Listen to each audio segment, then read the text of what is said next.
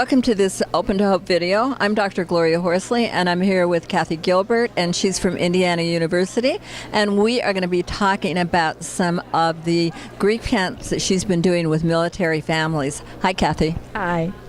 Talk a little bit about the families first that you had come to your camp. Well, these were families that were members of the Indiana National Guard, and in all cases, the father had been deployed, and this was post-deployment. They were reunified families. So these families had come together after the fathers had been deployed. About how long had they been gone?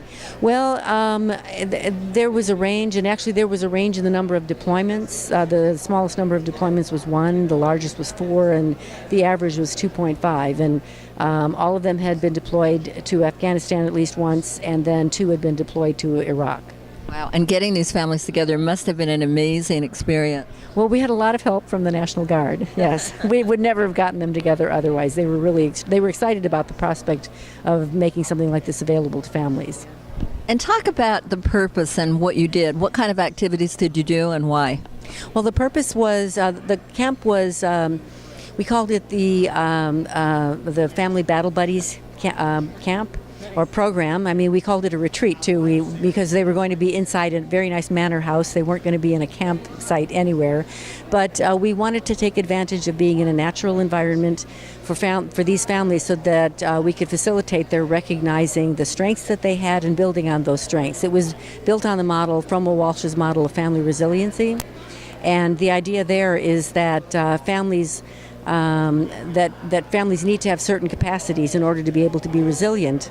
And so the idea in our camp was to take activities, they were called challenge activities, and in these challenge activities to have an opportunity to do something together as a family, and then they would process it afterwards. So they might have an activity where they that focused on communication, but we challenged their communication. We might make it difficult for them to communicate, and then afterwards we would talk about what they learned from that and how they might use that to improve their communication skills, or just recognize the high quality communication skills they might have in their own families. And how would you make it difficult?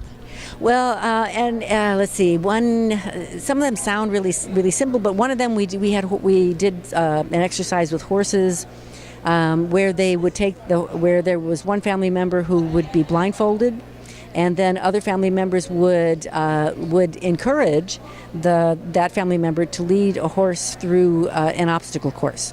But no one could touch the family member, and all they could do was direct that person who was leading the horse. And so they dealt with the challenges of, bumping into things, and the horse kind of wanting to go away because it looked safer, and then having to try to get through the approved course. Wow, that's very interesting. So the family had to work together, and they found some strength as a unit. That's right, and we had multiple families working together in groups so they could watch each other and learn from each other and actually encourage and cheer each other on. Did anything surprise you about these families? The thing that surprised me most was they came because they were concerned about how what they perceived as poorly functioning they were, and yet when we saw them, we thought, gosh, these people have such incredible skills and such capacity, but they have so many stresses in there, and it's such a challenge for them to reunify after a deployment, even for several years after a deployment, and so they tended to start focusing on the things that they weren't doing right instead of the things they were doing well. Now, is there something for us to take from this in the fact that maybe we should be helping families and treating families to be more resilient after looking for their strengths?